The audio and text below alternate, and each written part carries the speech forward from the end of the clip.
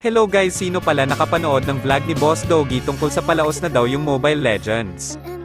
Itatanong ko din sa inyo at i-comment nyo sa comment section kung agree kayo sa sinabi ni Boss Dogs.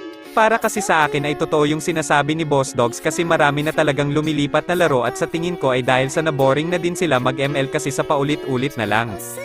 Pero may iba din na tao na kahit paulit-ulit ay pagmahal muna yung laro na nilalaro mo ay hindi talaga lilipat sa ibang laro. Tapos may ibang player din na hindi na naglalaro ng ML kasi yung ibang kasama sa paglalaro ay busy na sa buhay o sa totoong buhay na nagga-grind. Kaya sa naglalaro pa ng Mobile Legends na kagaya ko ay may sasabihin ako sa inyo na gawin nyo para hindi kayo mag-quit. Ito ay galing kay Chox na sinabi, diba ang sabi ni Chox, huwag tayong malungkot sa paglalaro ng ML kahit na matalo tayo at maubusan ng star.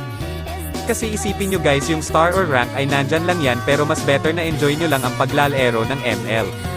Kagaya sa akin guys, naglalaro na lang ako ng ML para maglibang at umiwas sa stress at kapag talo ako ay okay lang kasi ang gusto ko lang ay maglaro.